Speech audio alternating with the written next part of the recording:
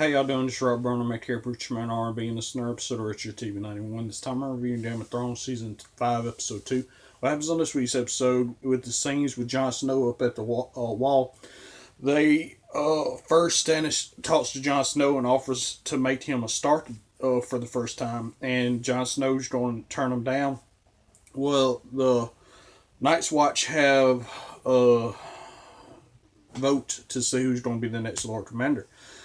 And it's between Jon Snow, the Night's Watch guy that hates Jon Snow's guts, and an older member of the Night's Watch. And they have the vote, and it's a tie between Jon Snow and the guy who hates Jon Snow's guts. Well, Maester Aemond has the last vote, and I believe he voted for Jon Snow. So Jon Snow is the Lord Commander of the Night's Watch now, I believe. I ain't 100% sure, but I believe that's what happened. But anyway, that's all that happens with Jon Snow. What's happening with Sansa and Littlefinger? Brienne catches up with them, and Brienne vows to protect Sansa. And Sansa says that she doesn't want her protection, and her and Littlefinger ride off. And Brienne and Podrick follow in behind them, and it's going to follow them for the rest of the season, I believe. So we'll have to see what happens with that. What else is happening in Dorne? We see that Oberyn Martell's wife wants to kill Cersei's daughter, and the Prince of Dorne tells her that will never happen as long as he's ruling.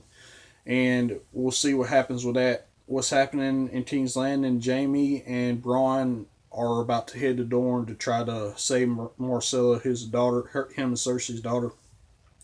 And Cersei is making up the new council for the king or whatever. And the only other thing that's happening is Tyrion and Varys is still on the way to meet up with Daenerys.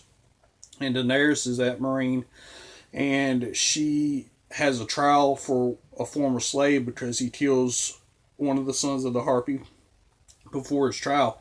So she executes this former slave, and this makes this big old riot happen. And that's all that really happened besides Drogon showing up at the end of the episode to Daenerys and then flying off. That's all that really happened. My question for y'all is, now that Jon Snow's the Lord Commander of the Night's Watch, what's going to happen with that? As always, Preacher Man R&B signing out. Guys, GG's awesome to spend an episode of Richard TV 91. See you next time.